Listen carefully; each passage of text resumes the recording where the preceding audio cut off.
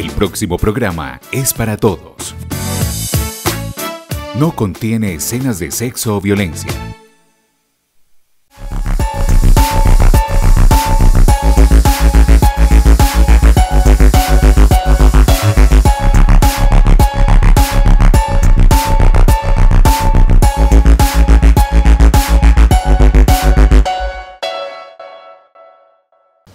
Televidentes, hola, ¿qué tal? Bienvenidos a Especiales AUPAN. Hoy en este espacio tendremos una actividad que se llevó a cabo en la Ciudadela Educativa y Cultural Mario Aramburo Restrepo, con el fin de abordar con el gremio educativo la salud mental. Este espacio estuvo liderado por el médico Juan Gonzalo Berrío y el tema que se abordó fue el síndrome del desgaste profesional. Bienvenidos a Especiales AUPAN. Los médicos tenemos muy poco tiempo, en particular aquellos que están en el sistema de salud, para atender las inquietudes de quien nos necesita, y eso hace que muchas enfermedades no se detecten a tiempo y se perpetúen. Por eso celebro que la administración municipal, en cabeza de la Secretaría de Salud y la Alcaldía, destine tiempo, recursos para este tipo de actividades, en particular con un grupo tan importante como ustedes, los queridos maestros, que son replicadores de información y son aquellos a quienes delegamos la responsabilidad de ayudarnos con la crianza de nuestros hijos. Por eso es tan importante que ustedes se encuentren bien mentalmente. Alejandra Marín, trabajadora social de la Universidad de Antioquia, gracias por la compañía. Liliana Bedoya, por situaciones familiares, no está aquí. Y a la Corporación Más Humana, gracias por invitarme a estar hoy de conferencista. No tengo la verdad absoluta, vamos a hablar desde el punto de vista médico, algo que ustedes de pronto ya han tenido contacto.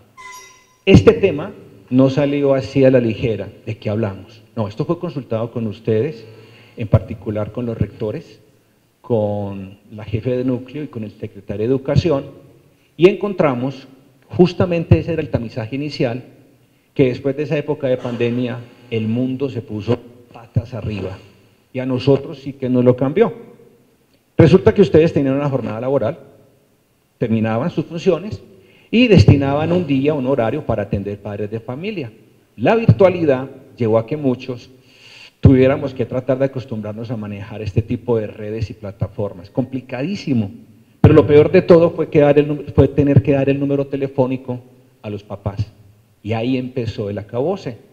Ya no había jornada laboral, ya todas las 24 horas para ustedes eran laborales, ya no había forma de respetar horarios de alimentación, horarios de sueño, fines de semana, y eso hizo que todo se desbordara. Preparar clase para que muchos muchachos de pronto no atendieran, empezó a mostrarnos que esto era una realidad.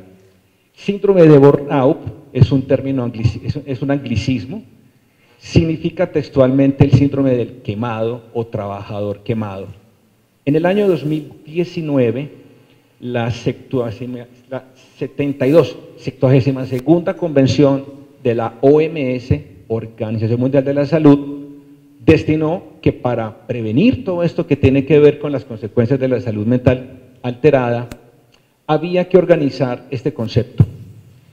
A nosotros se nos va a llamar a partir del año 2022, o se llama, el síndrome de desgaste profesional. Pero esto es lo que todavía muchos consideran como el diagnóstico. ¿Qué es? El Ministerio de Trabajo en el año 2019 sacó unos protocolos de cómo manejar e identificar la situación. Y estos son los mismos términos que emplea la Organización Mundial de la Salud, para la cual, valga también la aclaración, salud es el completo estado de bienestar físico, mental y social. Eso es salud. Síndrome de desgaste profesional es una respuesta al estrés laboral crónico que tiene consecuencias negativas a nivel individual y organizacional. Se caracteriza por agotamiento emocional, actitud fría, despersonalizada, baja realización, logro profesional o personal. Esa es la definición técnica. Ya eso llevó a que cambiaran en los diagnósticos esto que aquí les voy a aclarar. Todos son planillas, todos son códigos, todos son formatos. Harto se volvió para los médicos muchas veces trabajar en salud. Por eso es por lo que cuando ustedes ven que un médico, lo que la gente se queja mucho, no, es que ese muchacho está muy crudo, tuvo que buscar qué formular. La verdad es que tienen que buscar códigos, son más de 10.000 códigos diferentes para cada enfermedad. Y el POS dice que pueden formular y que no. Entonces, antes, la Clasificación Internacional de Enfermedades, CIE, definía esto que estamos hablando como el síndrome de Borau con el código Z73.0, pero lo incluía dentro de lo que se llama problemas relacionados con dificultad en el control de la vida. 2019, la convención decide, no, esto hay que darle un nivel mayor y algo mucho más serio. Entonces, en la Convención Internacional del 2011, clasificación 11, se determinó que a partir de enero 1 de 2022, ya esto hacía parte del capítulo 24. Entonces, factores que influyen en el estado de salud o el contacto con los servicios de salud. Y vienen problemas asociados con empleo y desempleo, y el código ya es QD85. Se llama síndrome de desgaste profesional. Eso es un diagnóstico. Ya se le dio esa categoría y la importancia que merece. Naturalmente tienen que entender que este diagnóstico muchas veces se hace más por descarte que porque haya pruebas de laboratorio o medios diagnósticos que digan esta es su condición. No es como una diabetes que basta con una prueba sencilla de sangre o un electrocardiograma que nos indica qué arritmia hay. Esto tiene mucho de subjetivo y como tiene de subjetivo hay que entender que no es un diagnóstico que se hace casi nunca antes de los primeros 5 años. Siempre es demorado y se ha visto que el diagnóstico se hace después de 5 o 8 años de tener algunos cambios físicos, emocionales y en el comportamiento social. Eso fue lo que trajo esta clasificación y ya por lo tanto las incapacidades que se les da a la persona que lo asume dicen QD85, síndrome de desgaste profesional. Dentro de lo que era la inicial definición hay una serie de pronto de componentes. El agotamiento emocional tiene unos componentes: desgaste, sobreesfuerzo físico, agotamiento y fatiga. Significa que hay que hacer un mayor esfuerzo para dar el mismo rendimiento. Y lo que antes calificábamos en 10-15 minutos, tarda 20-25 minutos y nos toca muchas veces verificar si estuvo o no estuvo bien. Genera mayor sensación de cansancio, por lo que levantarse es más difícil en las mañanas. El apetito se altera, aunque algunos manejan ciertos estados de tensión o de estrés, aunque es diferente lo uno con lo otro, comiendo más. Esa es una forma de pronto de calmar la ansiedad. Sin embargo, la fatiga es el factor predominante. La fatiga es una sensación de cansancio, es una sensación de agotamiento muy persistente que no logra mejorarse ni con alimentos ni con dormir bien 1 o 2 días. El sobreesfuerzo implica el dolor muscular y unos síntomas que enseguida vamos a contar, aunque importantísimo decirlo, esos síntomas se pueden parecer a muchas enfermedades y solo un médico comprometido y con tiempo podría ayudar a determinar. El desgaste es cuando ya la gente comienza a decir, yo ya no rindo, está bajando mi productividad, yo ya no estoy sirviendo para nada. De manera que esos son los componentes del agotamiento emocional. Si me quieren interrumpir, precisar, preguntar, corregir, por Dios, nos lo hacemos de una vez. Es una actitud fría y despersonalizada. Ya está la forma en que los demás nos perciben y comienzan a notar nuestros cambios. Los componentes, sentimientos, actitudes y respuestas negativas, es que no vemos el lado positivo de las cosas. Como diríamos coloquialmente, el vaso medio vacío en vez de estar medio lleno.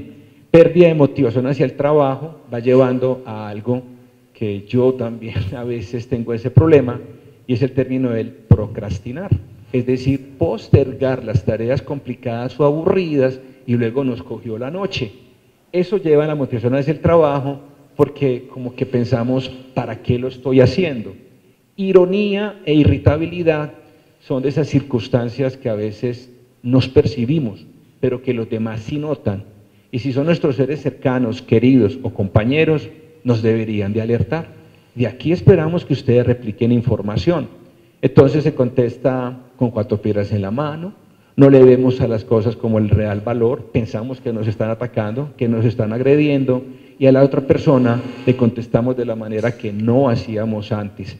Ese tipo de cambios en el comportamiento, temperamento de quienes conocemos, nos debe alertar de que algo puede estar sucediendo.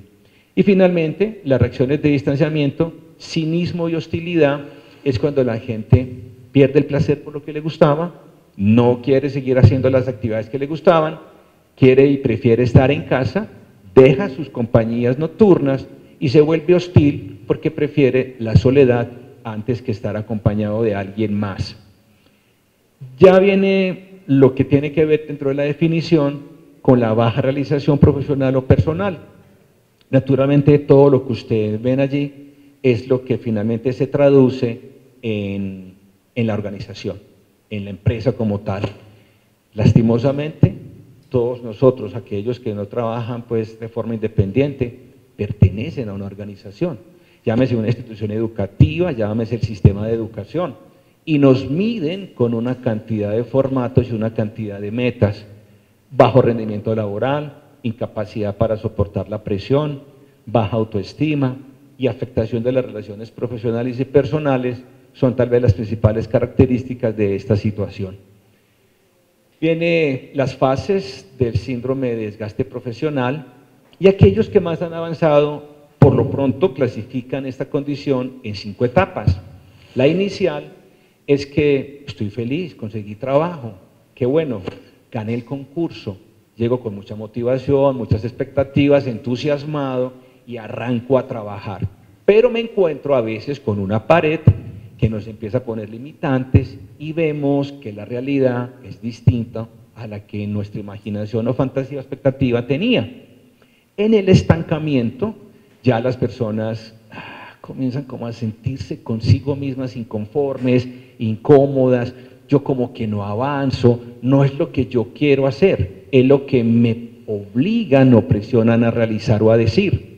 Entonces en la etapa 3 ya así comienza lo que médicamente empezamos a denominar el síndrome del desgaste profesional, o si lo prefieren, el burnout, con ese término inicial.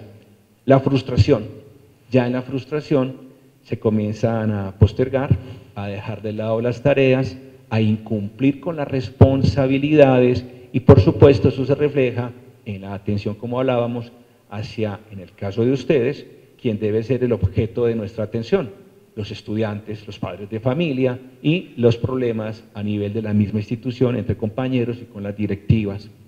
La apatía es la 4ª etapa y ya finalmente la persona empieza a ausentarse del trabajo, muchas veces con cualquier excusa banal, se van buscando justificaciones, se incumplen los horarios, se termina antes de tiempo, se pone, como muchas veces ocurre, clases en cualquier tipo de sistema, digamos por alguna red, escuchemos esto en internet, escuchemos esto en YouTube, hagan ustedes alguna actividad libre. Pasa mucho, señoritas, con el caso de ustedes, que les toca sobre todo a nivel rural también dictar educación física y les toca hacer algo para la cual no estaban preparados y en muchos casos, porque naturalmente también tenemos enfermedades físicas con problemas ortopédicos, como me ha tocado ver, rodillas, columna y en fin, y tratar de estar al frente de una actividad que no sería la que deberían de desempeñar. Y en la 5ª, pues ya vamos a decirlo textual, en la etapa del quemado, en la cual existe un alto riesgo de atentar contra la propia vida. Las niveles de severidad, igualmente como les expreso, esto es subjetivo. Subjetivo significa que es lo que cada uno a su modo dice, como mucho, poquito o más o menos. Leve, moderado, grave y extremo. Entonces en el caso leve hay unos síntomas difusos, es decir, son bizarros, no son muy claros, porque la gente a veces dice, es que no sé cómo explicarle, me siento fatigado, tengo un mareo, palpitaciones, sudoración. Entonces son síntomas inespecíficos. Les voy a explicar. Muchas enfermedades físicas se nos pasan por alto. 1, problemas de la glándula tiroides, exceso de funcionamiento, hipotiroidismo, disminución en la capacidad de trabajar de la tiroides. Pero ojo, recibe una orden del cerebro. El hipotálamo, la hipófisis, le da la orden a la tiroides, al páncreas, a los riñones, a sus ovarios y testículos de que deben de funcionar. Entonces, en las pruebas de laboratorio, ya lo decía ahorita el primer grupo, y al terminar algunos me preguntaron un poco más sobre el tema, sería muy interesante que si el médico está en su capacidad, si no ustedes lo hacen de su propia cuenta, pero no hay más que hacer, solicitará no solamente la TSH, que es la hormona tiroideo-estimulante, sino una T4 y ojalá una T3 que se producen acá. Resulta que alguien piensa que es la tiroides, la prueba da normal, descartado, la tiroides no es, no. Hiperhipotiroidismo secundario, si falla la TSH, y primario, si es a nivel local. Vitamina D, sobre todo en las damas, después de los 40 años, puede estar bajita, da síntomas similares. Cambios hormonales, es decir, climaterio, cuando los ovarios dejan de trabajar, y en nosotros los hombres, el síndrome de Adán o andropausia masculina, que es cuando la testosterona está bajita. Cansancio, disminución de la actividad física, dolor de la actividad física, dolor muscular, dolor articular, alteración del sueño, disminución del apetito sexual, con dificultades para conciliar el sueño. Esa es otra situación que también se puede presentar. Diabetes, que son las enfermedades muy comunes, o hipoglicemias, hipotensión, presión arterial bajita, muy frecuente en ustedes, señoritas. Yo sí quiero que aquí también quede esa lección. Cuando les tomen la presión, el médico, si dice algo, dice, tienes presión de quinceañera, una expresión inadecuada, porque las quinceañeras tienen presiones bajitas y a nuestra edad esa presión no puede ser de quinceañera. Cuando la presión está bajita, el corazón trabaja sin fuerza. Hagan de cuenta el ventilador prendido en baja velocidad, poco airea y poco refresca. Cuando la presión está bajita, la sangre no llega a los lugares más lejanos. Si en el pasado no hubiera existido motobomba en el sector de la Cuchilla, los lugares más altos no hubieran recibido agua. Si los toboganes del ecoparque o la pila del parque, la fuente, no tuviera una motobomba, el agua no subiría. En conclusión, cuando la presión está bajita, hay mareos, sobre todo al pararse, frialdad, sudoración, frialdad en manos y en pies, sensación de sueño y temblor. Entonces, cuando les tomen la presión, pregúntele al profesional, doctor, ¿está bien? O en su concepto está más bien bajita, porque solamente se piensa que existe hipertensión y presión normal y ya. Es tan cierto que en Colombia hay más de 40, 50 diferentes fármacos para la presión alta, pero para la presión bajita solo hay un medicamento, se llama Astonil. 50 tabletas valen 140.000 pesos, eso vale, pero existen recursos para controlarlo. Naturalmente, también puede venir la depresión por aparte o el estrés, no que se incluya dentro de este síndrome, de manera que diagnóstico diferencial para poder decir que podemos estar sufriendo de esta condición. El nivel moderado ya es un sentimiento de profundo fracaso y ya comienza no solamente lo físico, sino los componentes emocionales, es decir, autojuzgarme, autocriticarme y no verme bien yo como quien quisiera ser.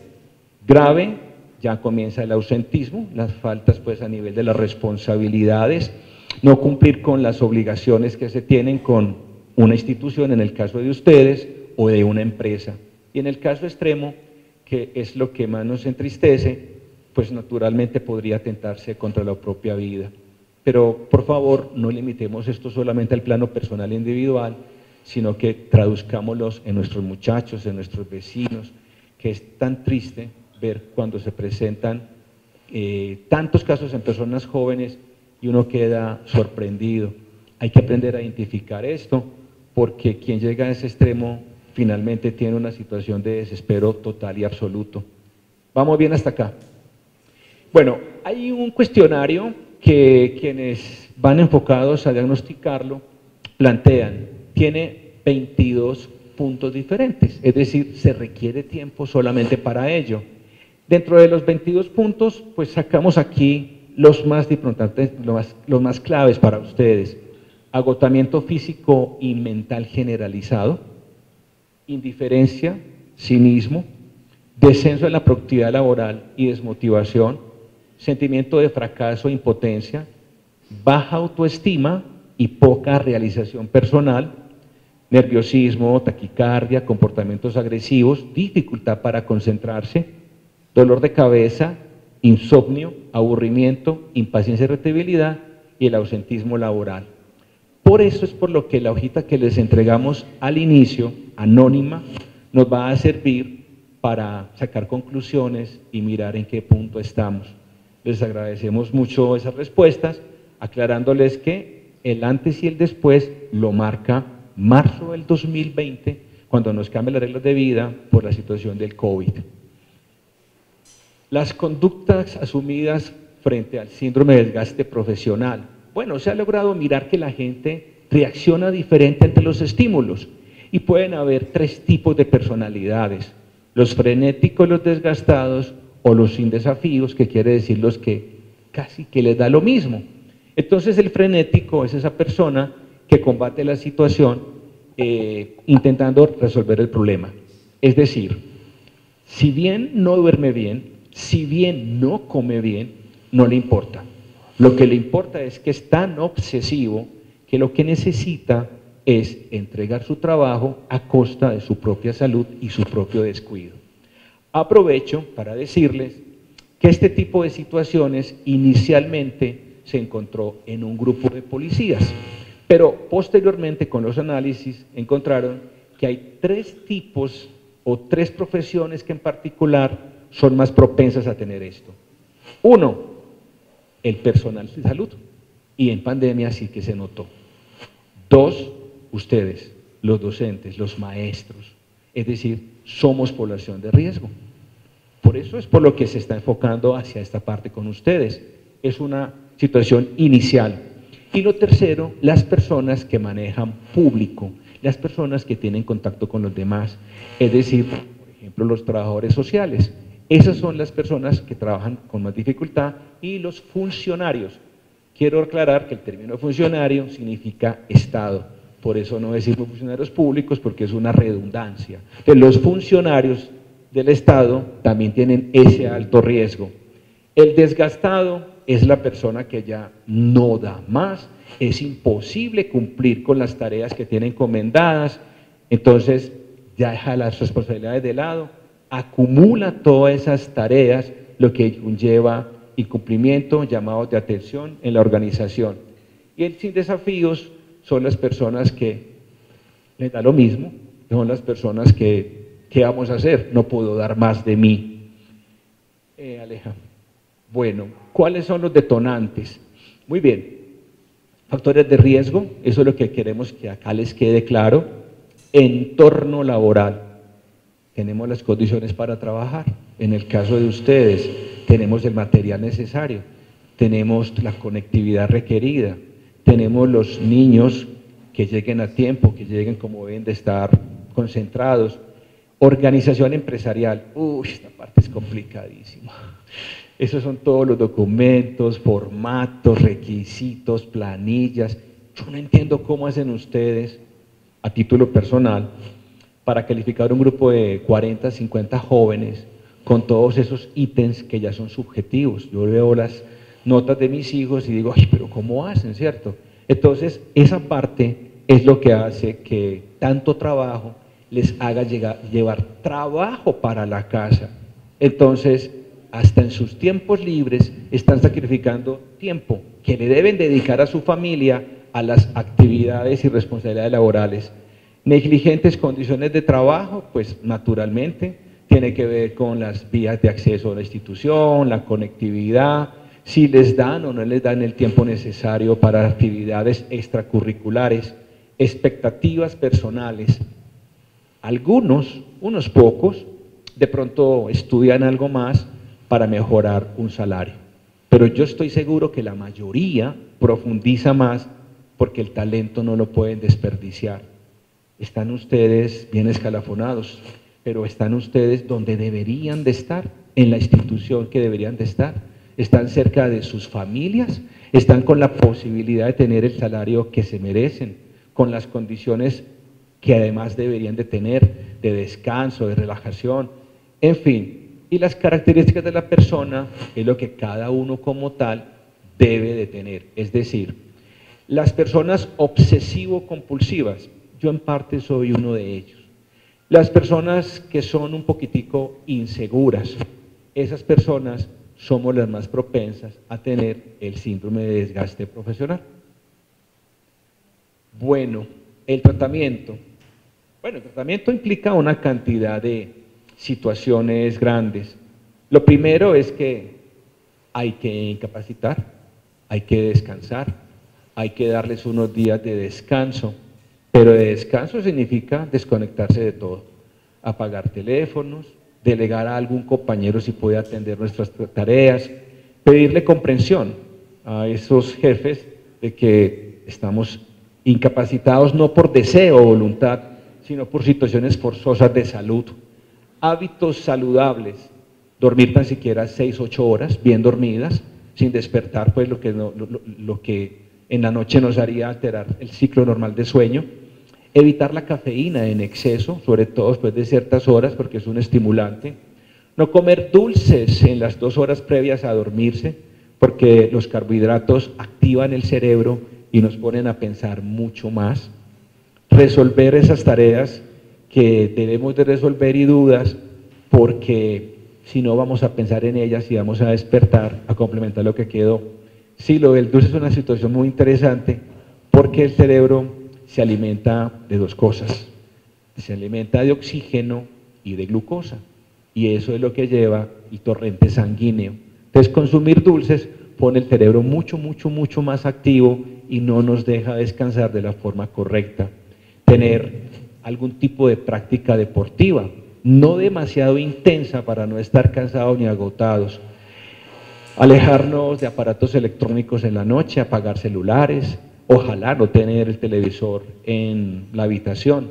La habitación debería de tener básicamente la cama, que es para descansar y para tener vida sexual, no más, pero no para trabajar ni ver televisión.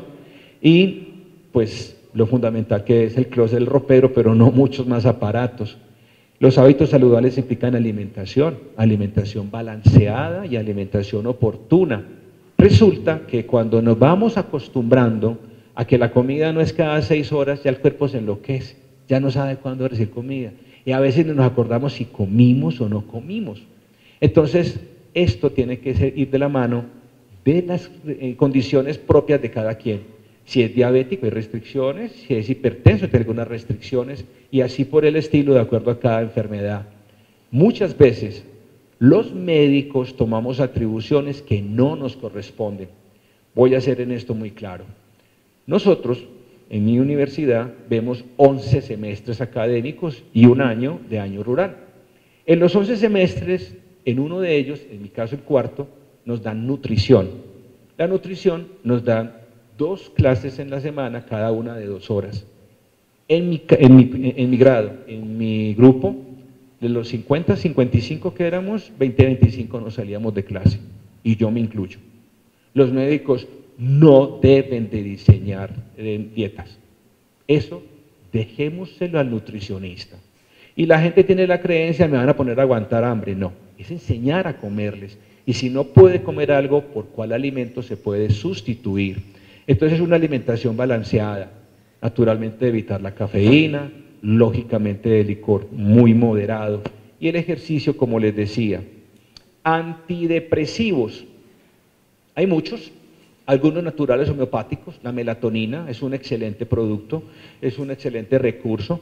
A aquellos que temen utilizar medicamentos químicos como los que nosotros manejamos, ese es un buen producto. Los alquimistas fueron los primeros químicos y buscaban 3 cosas: cómo convertir la lata, cualquier pedazo de metal, en algo noble, es decir, cómo convertirlo en oro o en plata. Lo segundo, buscaban la fuente de la eterna juventud. Y lo tercero, la cura de todas las enfermedades. Y después de 2020 años de vida, después de Cristo, la gente sigue esperando las mismas 3 respuestas. Por eso, es por lo que los timadores y estafadores de vez en cuando se aprovechan de nuestra inocencia y nos salen con productos milagrosos. Así, a vuelo de pájaro, creo recordar el cartílago de tiburón, el embrión de pato, la melatonina, el noni, el ginseng, el ginkgo biloba, la uña de gato, la moringa, las omega 3, omega 6, omega 9, los factores de transferencia y no sé cuáles más. Y la gente corre a acabar con las existencias y después de un tiempo nos engañaron Vargas. Pero ahí el estafador ya le tiene lo otro. Esos productos usualmente tienen una nula acción sobre el cuerpo, Pero la melatonina tiene 3 funciones. Mejora el sueño, 1, baja la carga de ansiedad, depresión, y 3, mejora el apetito sexual. Es un buen recurso si ustedes quieren emplear algo, son libres de comprarlo y de hacerlo y probarlo como tal, ¿listo? Pero resolviendo el origen de esa condición. Los antidepresivos del post, ustedes los conocen, la imipramina, el triptanol, el tofranil, el anafranil, en fin. Esos productos son de mucho cuidado, en particular en ancianos, porque se han relacionado con problemas de origen cardíaco. Ojo, los antidepresivos no actúan como un analgésico, no quitan el dolor así. Demoran semanas en actuar, más o menos entre 3 y 4 semanas. A menos que esto produzca efectos muy incómodos, si se los formulan, sean constantes en tomarlos. Prozac, año década del 90, Estados Unidos, encuentran la pastilla de la felicidad. Prozac fluoxetina de 20 miligramos. Una caja vale cerca de 260.000 pesos en el mercado, de 30 cápsulas. Hay fluoxetinas de 3.000 pesos, 20 días. Ojo, también con la calidad del medicamento. No tiene que ser el original, pero tampoco ningún laboratorio por ahí cualquiera que les digan. Demora 8 a 10 días en hacer efecto. Pero han venido otros más actuales. Son dopaminérgicos. ¿Qué es la dopamina? Es un neurotransmisor. Es como el aceite que tiene cualquier vehículo para funcionar bien. Entonces la dopamina permite una buena acción entre las neuronas. Es lo que nos permite hablar, estar tranquilos, contentos y poder actuar y tener motoramente nuestras funciones. Venlafaxina, escitalopram, son otros productos que son de venta libre. Hace unos años, el Ministerio de Salud determinó que para acabar con toda esa recocha y con toda esa sinvergüencería de adicciones, había que colocar restricciones a la formulación de medicamentos. Ustedes se acuerdan que la gente se trababa con la Roche. Roche es un laboratorio, pero así llamaban al Rohypnol, igual que el diazepam, el Ativan, y pusieron reglas muy estrictas para poder formular estos medicamentos. Ya casi no se formulan porque los formatos son tan aburridores que muchos médicos decidimos evitar su formulación. Sopiclona, esopiclona y otros más son para mejorar el sueño, pero no mejoran la capacidad pues, de tipo de depresión o ansiedad. Sintomático, lógico, si hay dolores de cabeza, si hay mareos, si hay palpitaciones, se controla con el medicamento que el médico piense que es el más correcto. Y la psicoterapia, fundamental, en esto sí, pues doctora Mónica, su profesión, igual que ya enseguida la presentación de Henry, que es muy amena, es muy bacana, les va a ayudar a entender cómo enfocar lo que sería lo ideal. Lo importante es determinar los factores de riesgo para poder llegar a una solución de raíz. Esto es una situación que aquí en Colombia los estudios no son muy claros y no nos han permitido identificar qué tan severo es el problema. Telecom, empresa de telecomunicaciones, una multinacional, en Francia decidió año 2004 privatizar. Los nuevos dueños dijeron, tenemos que rebajar la nómina. Tenían 120.000 empleados y el gerente general dijo, en 3 años debo tener 22.000 trabajadores menos. Comenzaron a ser sometidos a presión, a acoso laboral, allí lo llaman, en la jurisprudencia de Francia lo llaman acosar moralmente, y se lograron detectar y confirmar que entre 2007 y 2010, 39 personas intentaron suicidarse. 19 lo lograron, 12 fallaron y 8 quedaron con problemas de depresión profunda llevada al extremo, con necesidad de psiquiatras y hospitalizaciones. Fueron condenados los directivos y la empresa a pagar indemnizaciones. 2019 fue un proceso que duró casi 10 años, pero que marcó un hito en lo que tiene que ver con este tipo de condición. Reino Unido, Inglaterra, pues el Reino Unido es Inglaterra, Gales, Escocia, Irlanda. 300 enfermeras hasta el año 2019 se habían pues, suicidado, es una palabra que no me gusta mucho emplear, pero bueno, se habían suicidado en el lapso de 7 años, casi que una por semana. De hecho, en uno de los años hubo 54 reportes de suicidio. Ahí está un ejemplo de lo que tiene que ver. Personal sanitario personas que atienden público y ustedes los docentes. Bueno, yo espero que esto sirva para que ustedes más o menos orienten qué puede estar pasando con ustedes, con las personas queridas, cercanas a ustedes, y que nos ayuden en ese proceso de disminuir, 1, índices de enfermedades mental, 2, detectar a tiempo potenciales personas que puedan atentar contra su vida, y 3, que esa posibilidad de que ustedes tengan una mayor energía, una mayor emoción para trabajar, se traduzca en mejores resultados con todos esos muchachos nuestros que les hemos delegado la responsabilidad de ayudarnos con ellos. Luego de tener la intervención del médico Juan Gonzalo Berrío, vamos a conocer algunas de las actividades que realizaron los docentes en compañía de otro profesional.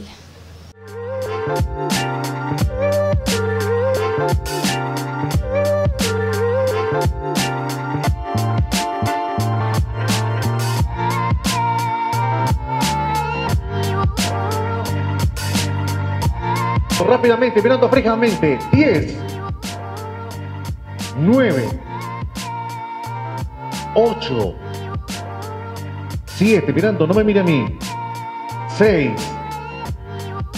5, hasta abajo, más despacio, un poquito, hasta abajo, subiendo, volvamos, el espagueti, sostenido, hasta abajo, otra vez, para abajo.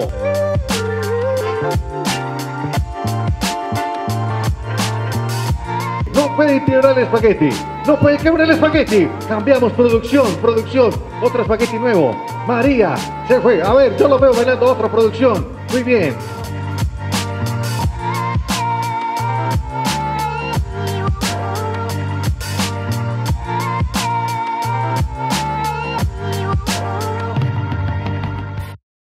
Televidentes, definitivamente a la salud mental hay que prestarle atención. De esa manera hemos finalizado especiales AUPAN. Nos vemos en una próxima entrega.